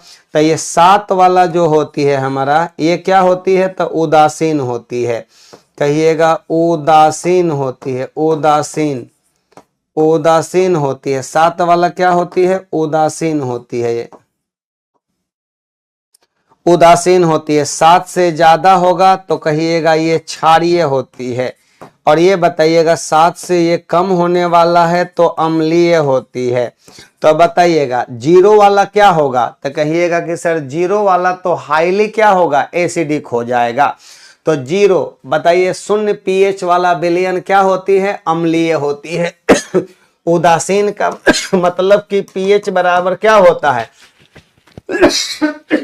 पीएच बराबर 7 होती है। चलिए आगे बढ़ जाए हम लोग। अब लीजिए भाई, क्लियर हो गया ना ये? हाँ क्लियर हो गया सर। यहां पर अगला नंबर पर आ जाइएगा। शराब पीकर वाहन चालक के श्वसन परीक्षण में, तब बताइएगा शराब पीकर वाहन चालक के श्वसन परीक्षण में बताइए किसका यूज किया जाता है? यातायात पुलिस क्या इस्तेमाल करती है? तो यातायात पुलिस जो होती है ना, एगो ब्रीथलाइजर होती है, ब्रीथलाइजर, इसको कहते हैं ब्रीथलाइजर कहा जाता है। ब्रीथलाइजर एगो मशीन होती है, वो मशीन को कहा जाता है कि उसमें फूंकिए। तब फूंकने का मतलब हुआ कि सांस में अल्कोहल की मात्रा ये मापता है। किसमें? सांस में अल्कोहल की मात्रा को ये मापता है, ठीक ना। सांस में अल्कोहल की मात्रा का मेजरमेंट करता है। क्या चीज में? तो कहिएगा सांस में अल्कोहल की मात्रा मापता है, मात्रा को मापता है। सांस में अल्कोहल की मात्रा को ये मापने का काम करता है। नाम क्या है? ब्रीथलाइजर। एक बात बताइएगा, आपका ये KMnO4 याद रखेंगे, पोटेशियम पर magnet, KMnO4 and H2SO4 sulphuric अम्ल। H2SO4 के साथ आपका होने वाली रासायनिक प्रतिक्रिया KMnO4 तथा H2SO4 के साथ होने वाली रासायनिक अभिक्रिया पर आधारित है। रासायनिक अभिक्रिया पर आधारित है ये हमारा। चलिए एक बात बता दीजिएगा, उसका अपना एगो होती है रेंज कि यहाँ से यहाँ तक जाएगा तो भैया तुमने वाइन पी रखा है। अभी बिहार में बहुत ज़्यादा चलती है क्योंकि बिहार में दारू बंद है ना। तो बिहार में दारू बंद है तो देखिएगा तो मद्य निषेध वाले के पास ये मिलेगा आपको, ठीक ना, ये मिलेगा आपको, यही मिलेगा, ठीक ना, हाँ ये मिलेगा आपको, तो बता दीजिएगा। तो पोटेशियम डाइक्रोमेट होगा, पोटेशियम डाइक्रोमेट, तो कहिएगा कि पोटेशियम पर मैग्नेट, पोटेशियम डाइक्रोमेट का मतलब होती है K2Cr2, K2Cr2O7, नहीं सर ये गलत हो गया, पोटेशियम पर मैग्नेट माने KMnO4 हो गया, KMnO4, और हमारा कौन एसिड हो गया, सल्फ्यूरिक अम्ल हो गया, सल्फ्यूरिक अम्ल, बी नंबर ऑप्शन सही होगा। पोटेशियम डाइक्रोमेट नहीं, पोटेशियम डाइक्रोमेट का सूत्र होता है K2Cr2O7 होती है, K2Cr2O7, पोटेशियम डाइक्रोमेट नहीं सर, पोटेशियम पर मैग्नेट होती है। क्या होती है, पोटेशियम पर मैग्नेट। गलत हो गया ना आपका, गलत कर दिए ना आप, हाँ हमें पता था कि आप गलती कर दीजिएगा, हमें पता था कि आप गलती, पोटेशियम आपका डाइक्रोमेट और सल्फ्यूर, पोटेशियम डाइक्रोमेट लोग जाइए, नहीं गलत हो गया यहाँ पर, पोटेशियम डाइक्रोमेट, पोटेशियम पर मैग्नेट आपका सांस वाला में ना है। तो चलिए यहाँ पर आप लोग थोड़ा सा इसको इसको हम हटा देते हैं। तब ब्रीथर लाइटर, शराब पीकर वाहन चलाने के समय, ये क्या है हमारा सवाल, शराब पीकर वाहन चलाने के समय, सवाल कह रहा है कि शराब पीकर वाहन चालक के श्वसन परीक्षण में यातायात पुलिस क्या इस्तेमाल करती है, पोटेशियम डाइक्रोमेट, सल्फ्यूरिक अम्ल, पोटेशियम पर मैग्नेट, पोटेशियम डाइक्रोमेट और सल्फ्यूरिक अम्ल होती है, पोटेशियम डाइक्रोमेट, पोटेशियम डाइक्रोमेट, हाँ पोटेशियम डाइक्रोमेट और सल्फ्यूरिक अम्ल का यूज करता है, पोटेशियम डाइक्रोमेट, पोटेशियम पर मैग्नेट नहीं, पोटेशियम डाइक्रोमेट K2Cr2O7 और सल्फ्यूरिक अम्ल के साथ होने वाली रासायनिक अभिक्रिया पर आधारित है। तो बताइए पोटेशियम डाइक्रोमेट का सूत्र क्या होती है, इसका सूत्र होती है K2Cr2O7 होती है, पर मैग्नेट नहीं, पोटेशियम पर मैग्नेट को तो लाल दवा कहा जाता है, कौन दवा, लाल दवा कहा जाता है। सही जवाब हो जाएगा नहीं, पोटेशियम पर मैग्नेट नहीं, पोटेशियम डाइक्रोमेट होने वाली है, पोटेशियम डाइक्रोमेट, और कौन होगा यहाँ पर, ये हमारा आंसर सही होने वाली है, 1 नंबर ऑप्शन सही होगा, 1 नंबर ही ऑप्शन सही होगा आपका, कौन नंबर, 1 नंबर। लीजिए खाने का नमक माने NaCl, हम जो बता रहे हैं उस पर ध्यान दीजिएगा तो कटा कर बनेगा। ये सुनिए, खाने का नमक जो होती है किससे बनता है, हम जो बता रहे हैं उसको पहले देख लीजिएगा। यहाँ पर देखिए, कहिएगा एसिड प्लस बेस मिलकर लवण प्लस जल का निर्माण करता है, और इसका जो पीएच मान होती है, पीएच बराबर कहिएगा 7 होती है, और ये बताइएगा पीएच का मान इसका जो होगा 7 से कम भी होगा और इसका पीएच 7 से ज्यादा भी होगा। तो 7 कब होगा, जब दोनों स्ट्रॉन्ग होगा तब। तो कहिएगा strong acid plus strong base रहेगा, तब इसका कह दीजिएगा पीएच बराबर, यानी कि ये लवण जल जो मिलेगा, लवण प्लस जल जो मिलेगा, इसका पीएच मान कह दीजिएगा कितनी होती है, 7। और इसी के अंतर्गत आता है NaCl आता है, KCl आता है, KNO3 आ जाती है, ये सब आ जाती है। अगर ये हमारा स्ट्रॉन्ग एसिड रहेगा और वीक बेस रहेगा, तब आप बताइएगा ये लवण जल का जो पीएच मान होती है, लवण प्लस जल, तब इसका अगर पीएच मान पूछा जाएगा तो 7 से कम होती है, जिसमें कॉपर सल्फेट हो गया हमारा, यहाँ पर, यहीं पर कहिएगा अमोनियम क्लोराइड हो गया हमारा, यहाँ पर FeCl3 हो गया, फेरिक क्लोराइड हो गया हमारा, यहाँ पर ये एल्युमिनियम क्लोराइड हो गया, AlCl3 हो गया, इत्यादि कर दीजिएगा। ज्यादा कॉपर सल्फेट वाला ही पूछता है। अब देखिए यहाँ पर फिर अगर ये हमारा वीक एसिड रहेगा और ये स्ट्रॉन्ग बेस रहेगा, तब यहाँ पर जो लवण जल मिलेगी, बहुत जबरदस्त बात मैं लिख रहा हूं, अगर वीक एसिड और स्ट्रॉन्ग बेस मिलेगी तब इसके आपका जलीय विलयन का पीएच मान 7 से ज्यादा, जैसे Na2CO3 हो गया, Na2CO3 हो गया, यहाँ पर ये NaHCO3, sodium acetate CH3, COONA होती है, इस सब का जलीय विलयन इत्यादि कर दीजिएगा। बहुत इंपॉर्टेंट बातें लिखे हैं तो बता दीजिएगा। जल का पीएच मान 7 होती है सर, शुद्ध जल का पीएच मान 7 होती है, समुद्री जल का 7 से क्या होती है, ज्यादा होती है, 8.4 के आसपास होती है। तो बताइए कौन होने वाला है। खाने का नमक किससे बना होता है, तो दोनों स्ट्रॉन्ग से, स्ट्रॉन्ग एसिड और स्ट्रॉन्ग बेस से मिलकर बना होता है। हो तो गया आंसर यहाँ पर, वो बातें याद रखिएगा। ये वाला बातें। बुलेट प्रूफ पदार्थ बनाने में निम्नलिखित में से कौन सा बहुलक प्रयोग में लाया जाता है। बुलेट प्रूफ पदार्थ बनाने में सिंपली कह रहा है कि बुलेट प्रूफ पदार्थ बनाने में पॉलीविनाइल क्लोराइड नहीं, पॉलीएमाइड का प्रयोग करेंगे। तब क्या चीज का, पॉलीएमाइड का प्रयोग करेंगे, पॉलीथीन का नहीं। अगर वही रहता कि हमारा ये रहता कि बुलेट प्रूफ, अगर बुलेट प्रूफ जैकेट रहता तो केवलर का बना होता है। बुलेट प्रूफ जैकेट की बात करेंगे तो ये केवलर का बना होता है, केवलर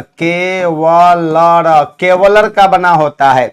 और अगर वही बुलेट प्रूफ कांच रहता तो पॉलीकार्बोनेट्स का बना रहेगा, और नहीं तो पॉलीएमाइड का भी बना सकते हैं, पॉलीएमाइड का भी बना सकते हैं। सही जवाब हो गया।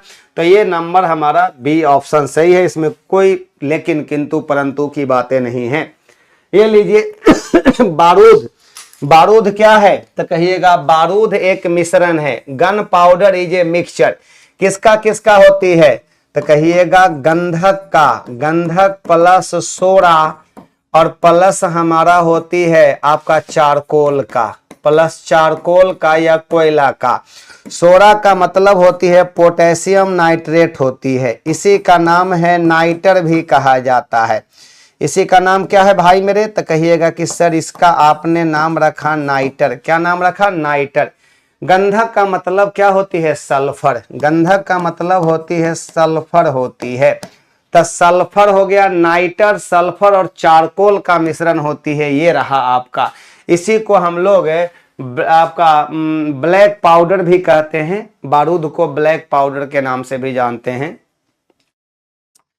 लीजिए अगला सवाल है कि अंगूर में, ये सब तो आसान क्वेश्चन है, अंगूर में चलिए भाई क्या है सर, न्यू बैच ऑफलाइन में स्टार्ट हो गया है क्या, अभी से प्रिपरेशन हो सकती है आपके साथ। हाँ ऑफलाइन स्टार्ट हो चुके हैं, आज से एनसीईआरटी की भी बैच स्टार्ट हुई है, जिसका फी मात्र 51 रुपया रखा गया है।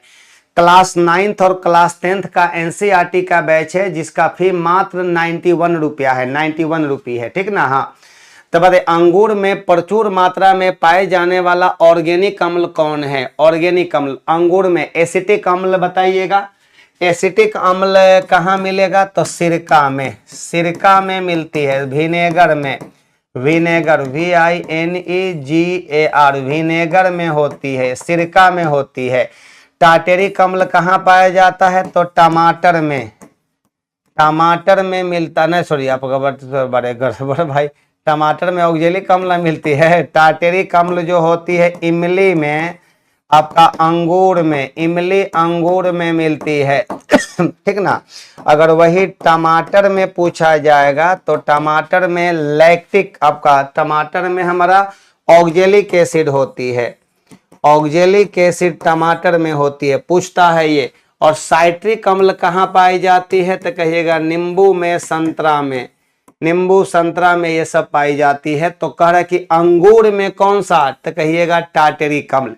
टाटेरिक अम्ल जो होती है ना, यहाँ पर ध्यान रखिएगा, टाटेरिक अम्ल जो होती है, टाटेरिक अम्ल, टाटेरिक अम्ल, टाटेरिक अम्ल जो होती है अम्ल, कहिएगा बेकिंग पाउडर का एक घटक है। बेकिंग पाउडर, बेकिंग पाउडर का पूछता है कभी कभी, का एक घटक है, एक घटक है, कंपोनेंट है, बेकिंग पाउडर का एक घटक है। कौन हमारा, जिसका नाम हो गया टाटेरिक अम्ल। टाटेरिक अम्ल जो है बेकिंग पाउडर का एक घटक है, एक घटक है, मतलब कि बेकिंग पाउडर में खाने वाला सोडा और टार्टेरिक अम्ल होती है। खाने वाला सोडा और कौन अम्ल होती है? टार्टेरिक अम्ल होती है। चलिए क्लियर बातें हो गई शायद आपकी बातें एकदम क्लियर हो गई, 100% क्लियर बातें हो गई है। चलिए कोई दिक्कत नहीं है, कोई परेशानी नहीं आप लोगों को? नहीं, कोई परेशानी नहीं है, कोई दिक्कत भी नहीं है आपको। चलिए बन गया। यहां पर आगे बढ़ जाते हैं, थोड़ा सा हम लोग मिलान करना है। फ्रियोन की बात करते हैं। फ्रियोन तो कहिएगा CFC होती है, क्लोरोफ्लोरोकार्बन होती है, जिसको फ्रियोन कहा जाता है। और ये जो होती है इसका उपयोग कहाँ किया जाता है? तब प्रशीतक के रूप में, रेफ्रिजरेंट के रूप में किया जाता है। इसकी मुलाकात 2 नंबर से करवा दीजिएगा। टेट्रा इथाइल लेड की बात करते हैं तो कहिएगा पेट्रोल में टेट्रा इथाइल लेड मिला देने से ऑक्टेन नंबर बढ़ जाती है। हम यहाँ लिख देने जा रहे हैं, यहाँ पर याद रखिएगा। पेट्रोल में TEL मिला देने से एक दिन और बताए थे, मिला देने से पेट्रोल में TEL मिला देने से ऑक्टेन नंबर बढ़ जाती है। ऑक्टेन नंबर बढ़ जाती है। पेट्रोल में TEL मिला देने से ऑक्टेन नंबर क्या करती है? बढ़ जाती है और वह अच्छा ईंधन होता है। और अपस्फोटन कम होती है और नोकिंग कम होती है। नोकिंग कम होती है तो अच्छा ईंधन होती है वो। चलिए ये बातें देख ली आप लोग। तो ये बताइए इसकी मुलाकात किससे करवा दिया आपने? तो कहिएगा कि सर यहाँ पर हम लोग 1 नंबर से इसकी मुलाकात करवा दिए। ये बेंजीन हेक्साक्लोराइड की बात करते हैं, BHC। तो ये कीटनाशक के रूप में यूज किया जाता है। देखिए BHC जो होती है बेंजीन हेक्साक्लोराइड, इसी का नाम है बेंजीन हेक्साक्लोराइड। हेक्साक्लोराइड के नाम से जानते हैं। सूत्रवा क्या होती है?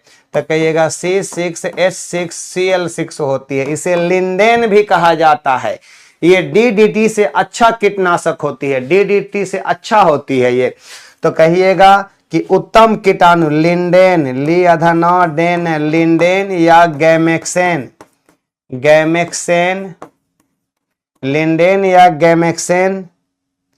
भी कहा जाता है। गैमेक्सेन इसका पॉपुलर नाम है जी। कहिएगा उत्तम कीटाणुनाशक है ये। उत्तम कीटाणुनाशक के अंतर्गत आती है। उत्तम कीटाणुनाशक है ये। तो बताइएगा बेंजीन हेक्साक्लोराइड हमारा। और कार्बन टेट्राक्लोराइड जो होती है इसकी मुलाकात करवा दीजिएगा किससे? तो कहिएगा 3 नंबर से। ये हमारा क्या है? CCl4 जो होती है, जिसका सूत्र होती है CCl4। तो ये कह दीजिएगा बिजली से लगी आग को बुझाने के लिए, बिजली से लगी आग को बुझाने के लिए, आग को बुझाने में किया जाता है। ये याद रखेंगे क्योंकि ये अध्रुवीय प्रकृति का होता है। पानी से बुझाइए तो आपको भी करंट लग जाएगा, इसलिए इसी से बुझाना है। तो 2 हो गया, 1 4 2 1 4 3 है कोई ऑप्शन? 2 1 4 3 2 1 4 3 ऑप्शन नंबर हमारा 1 नंबर है। 2 1 4 3 हो गया। 5 kingdom classification was given by. बताइए 5 किंगडम क्लासिफिकेशन किसने दिया था? तो 5 kingdom classification was given by कौन कौन दिए थे? तो कह दीजिएगा लिनियस साहब की, विटेकर साहब। कौन दिया था 5 किंगडम क्लासिफिकेशन? सब लोग बता दीजिएगा भाई। 5 किंगडम क्लासिफिकेशन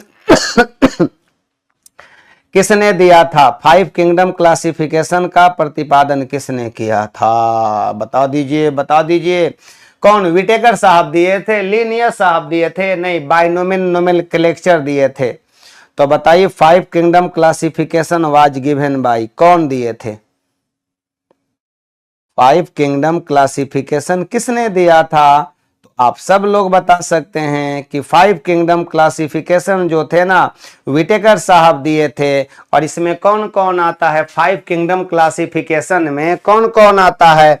तो इसमें कह दीजिएगा कि सर इसमें हमारा आ जाता है मोनेरा, आता है प्रोटिस्टा, आ जाता है। तो कहिएगा 5 किंगडम क्लासिफिकेशन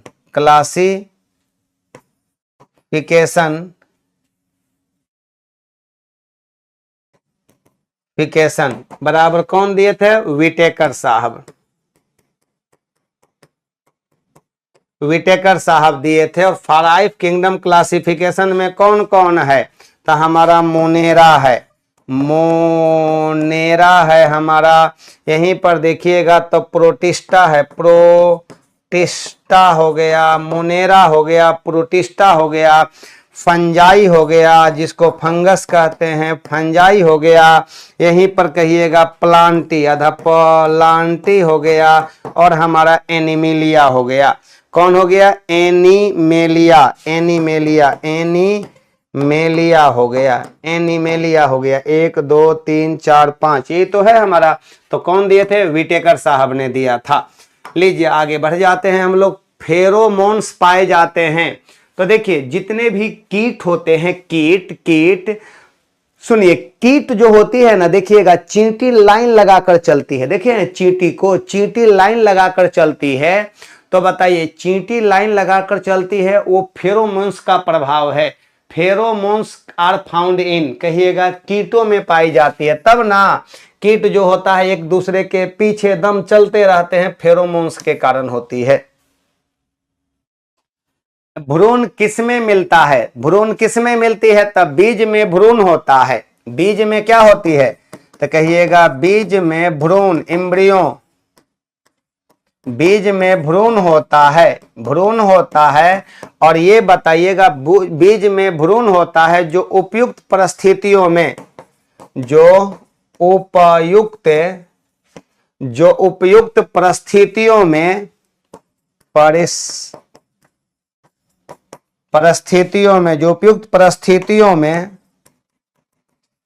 उपयुक्त परिस्थितियों में आपका नवोद्भित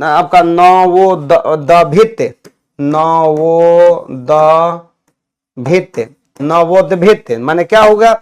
में विकसित हो जाते हैं, विकसित हो जाते हैं। यही ना हो जाती है, छोटा बच्चा को जन्म देती है, नवोद्भित में विकसित हो जाती है, जिसे अंकुरन कहा जाता है। जिसे क्या बोलते हैं? कहिएगा इस प्रक्रिया को अंकुरन कहा जाता है। हो जाती है इस प्रक्रिया को जर्मिनेशन कहा जाता है, अंकुरन कहा जाता है। तो ये बातें आप समझ लीजिए पहले। तो ये बातें आप लोग समझ लीजिएगा। सुनिए, बीज में भ्रूण होती है जो उपयुक्त परिस्थितियों में नवोद्भित में विकसित हो जाती है, इस प्रक्रिया को अंकुरन कहते हैं। तब फूल, कहिएगा फूल जो होती है प्लांट्स का जनन अंग इसमें होती है। इस फूल में क्या होती है? जनन अंग होती है। इसमें कहिएगा जनन अंग होती है। और प्लांट्स का जनन अंग में हमारा मुख्य जनन अंग, आवश्यक जनन अंग में एंड्रोसियम और गाइनोसियम आती है। कौन कौन? एंड्रोसियम और गाइनोसियम, जिसको हम लोग पुमंग और जायंग के नाम से जानते हैं। हमारे प्रश्न का सही जवाब हो जाएगा कौन नंबर? सी नंबर हो जाएगा। अब आसान क्वेश्चन है इसमें। प्रकाश संश्लेषण प्रक्रिया के लिए निम्नलिखित में किसकी उपस्थिति आवश्यक नहीं है? प्रकाश संश्लेषण में भाग लेता है कौन कौन? प्रकाश संश्लेषण में भाग लेता है हमारा कौन कौन? तो ये बताइएगा। फोटोसिंथेसिस में, प्रकाश संश्लेषण में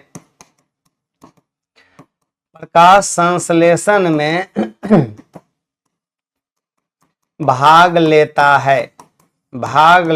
है कौन कौन भाग लेता है? तो कह दीजिएगा सनलाइट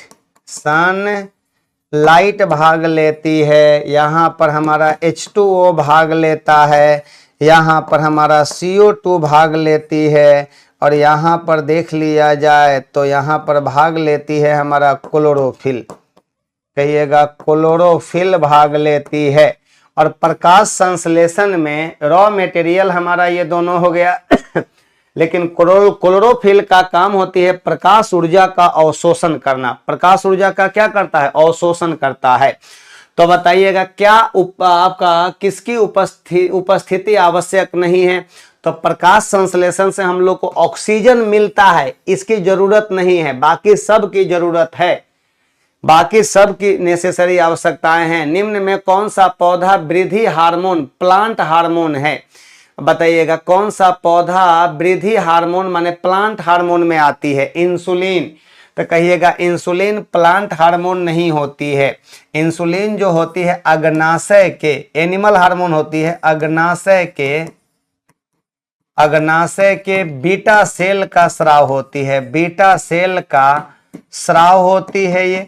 इसके इंसुलिन के कम स्राव से रक्त में ग्लूकोज की मात्रा बढ़ जाती है। इंसुलिन का कम स्राव होती है तो रक्त में ग्लूकोज की मात्रा बढ़ जाती है, जिसको डॉक्टर घोषित करता है कि भैया तुम डायबिटीज से पीड़ित हो गया।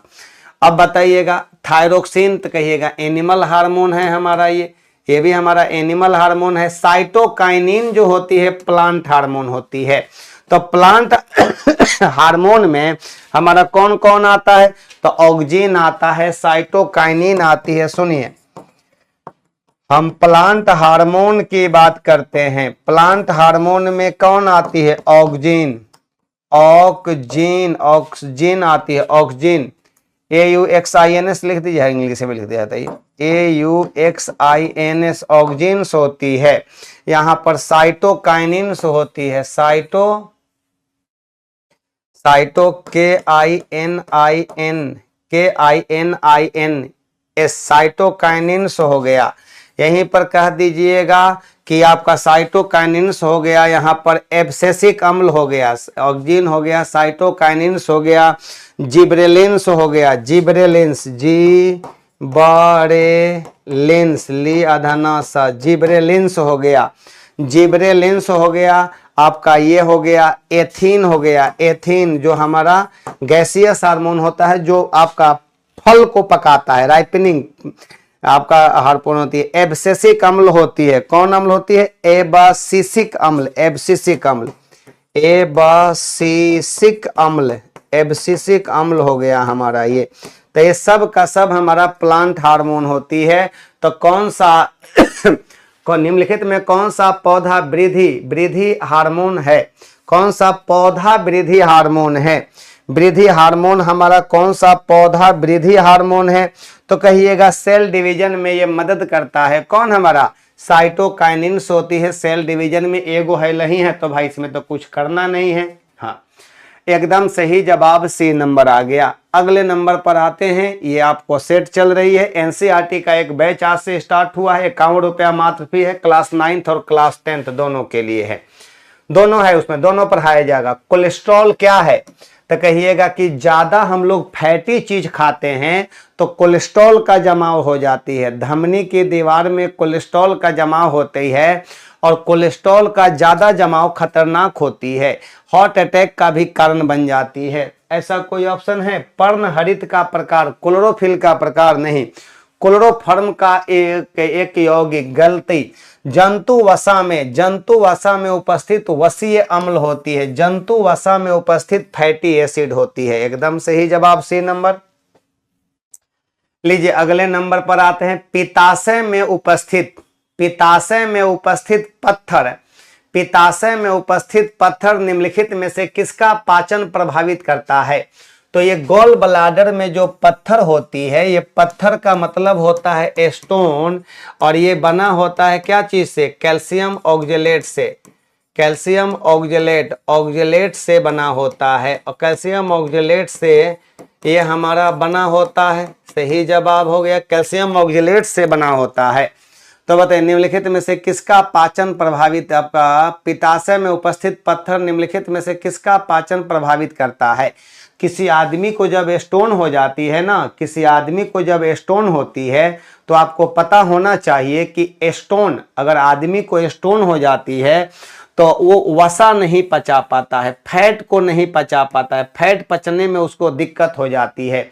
और ये स्टोन हमारा ये आपका पित्ताशय गॉल ब्लैडर में भी हो सकती है, किडनी में भी हो सकती है। ये स्टोन क्या चीज का बना होता है? कैल्शियम ऑक्जेलेट का बना होती है।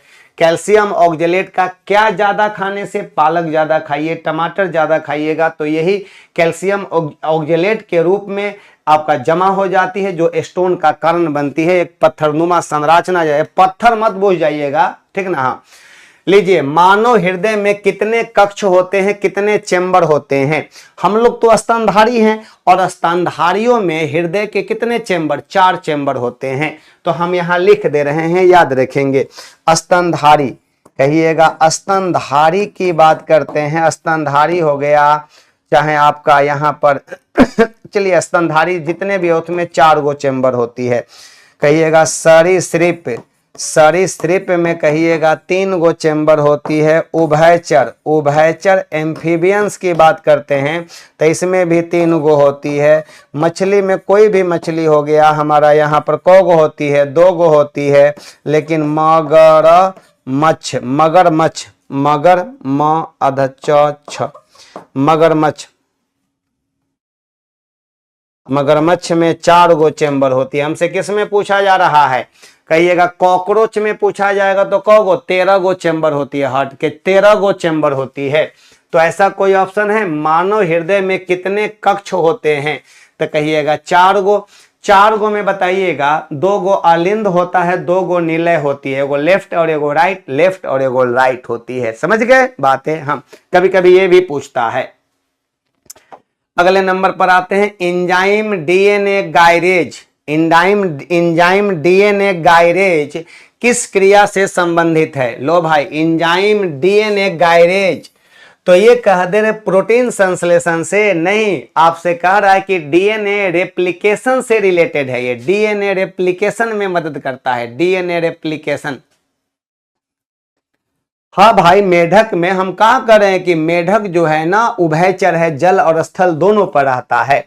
तो डीएनए रेप्लिकेशन में ये भाग लेती है। लेकिन होता क्या है तो आप लोग पहले समझ लीजिएगा। यहां पर हो गया डीएनए, डीएनए से अगर डीएनए बनता है तो डुप्लीकेट ना डीएनए बन गया। हाँ, तो याद रखेंगे डीएनए, और डीएनए से अगर हमारा आरएनए बन जाती है और फिर यहां से यहां बन जाती है तो इसको कह दीजिएगा आरएनए। और आरएनए में भी देखिएगा तो हमारा एमआरएनए होती है और यहां से आरएनए से प्रोटीन का निर्माण होती है। इतनी बातें लिखवा रहे हैं, समझ जाइएगा।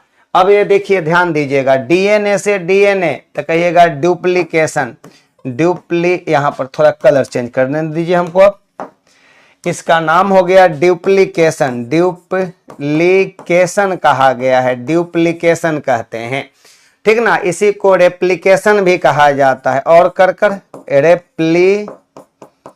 रेप्लिकेशन भी कहा जाता है।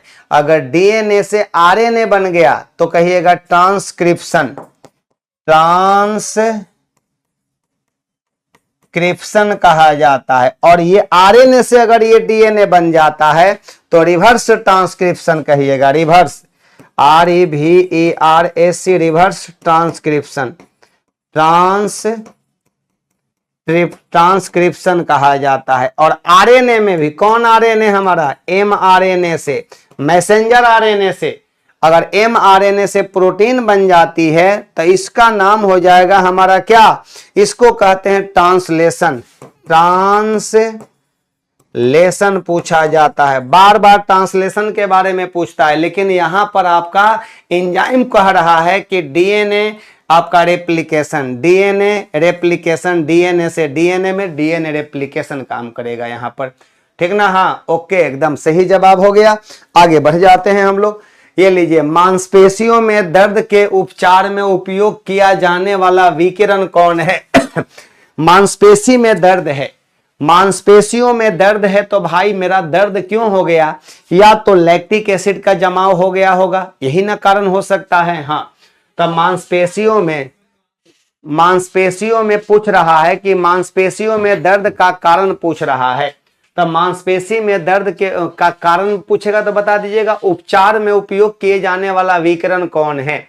तो कहिएगा इंफ्रारेड होती है, इंफ्रारेड ये काम करती है। माइक्रोवेव तो कहिएगा माइक्रोवेव का यूज किया जाता है, माइक्रोवेव का उपयोग हम लोग रडार में करेंगे। अगर रडार में ये नहीं रहेगा तो रेडियो तरंग आप मार सकते हैं, वहां पर रेडियो तरंग दे सकते हैं। तो ये रहा आपका सही जवाब। लीजिए अगला सवाल है ये, अब आराम से ये सब तीनों इसके बाद में हम बताए हैं आप लोगों को। बताइएगा धान की खेत के लिए जिम्मेदार है हमारा कौन? जलीय फर्न, का नाम है उसका? एजोला। तो कह रहा है कि निम्न में क्या मिलाने से एजोला एक अच्छा उर्वरक होता है? तो एजोला अच्छा उर्वरक का काम कब करेगा? जब हम लोग उसमें ब्लू ग्रीन अलगी मिला देते हैं। क्या मिला देते हैं? नील हरित शैवाल मिला देते हैं। और ये जो होती है धान की खेत के लिए उपयोगी होती है। किसके लिए? धान की खेत के लिए उपयोगी होती है। जो अगला क्वेश्चन आएगी आपका, देखिए अगला क्वेश्चन यही दिया हुआ है कि नील हरित शैवाल का उपयोग, नील हरित शैवाल का उपयोग आपका नत्रजन आपूर्ति हेतु किया जाता है। नील हरित शैवाल का उपयोग एजोला के साथ कहां पर किया जाता है? तो धान की खेत, धान के लिए किया जाता है, पैडी के लिए, क्योंकि एजोला जो है हमारा जलीय फर्न में आता है। तो ये रहा हमारे आंसर सही जवाब। अब लीजिए अगला है कि एलर्जी। बाकी दोनों सवाल बताए हैं आपको हम, इसी कारण हम बोलते हैं कि बार बार आप देखिए, अरे भाई मेरे धान की खेत से मीथेन गैस निकलती है, अगर ये पूछा जाए तब ना बोलिएगा, ठीक ना। दलदली, जहां भी दलदल जगह होती है वहां से मीथेन गैस निकलती है। अब बताइए एलर्जी के कारण कौन सी बीमारी होती है? एलर्जी के कारण कौन सी बीमारी? डायबिटीज होती है।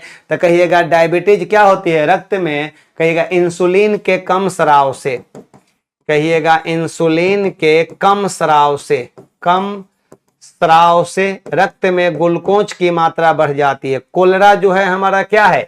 कोलेरा क्या है? जब मार्केट में आप जो देखते हैं सड़क के किनारे मक्खी बैठा हुआ, कोई आपका भोजन उजन कर लेते हैं, तो ये हमारा क्या है? दूषित भोजन करने से, दूषित जल पीने से हो जाती है ये। अगला है कि अस्थमा, एकदम सही जवाब अस्थमा। और आज का गुड नाइट क्वेश्चन आप लोगों के लिए, आज का गुड नाइट क्वेश्चन है, good night question, good night question. तो गुड नाइट क्वेश्चन का सही जवाब बताइएगा। तो इबोला वायरस का नाम लिया गया है, ये बता दीजिए। ये तो आसान क्वेश्चन है। कहिएगा एक नदी के नाम से लिया गया है। इबोला वायरस का नाम एक नदी के नाम से लिया गया है, प्रांत के नाम से, शहर के नाम से नहीं, नदी के नाम से लिया गया है। तो आज का जो गुड नाइट क्वेश्चन था बहुत आसान क्वेश्चन था। और अब आपसे हम ले लेते हैं इजाजत। ओके बाय, थैंक यू, सभी को मेरा गुड नाइट है। Okay thank you, bye bye bye bye, सभी को नमस्कार नमस्कार नमस्कार नमस्कार। चलिए आ जाते हैं हम लोग, अब फिर कल मिलेंगे हम लोग। कल हम लोग 100 क्वेश्चन के साथ मिलेंगे, 100 क्वेश्चन के साथ हम लोग मिलेंगे। तैयार है ना आप लोग? तैयार रहिए, 100 क्वेश्चन गर्दा उड़ाकर देख लेंगे हम लोग।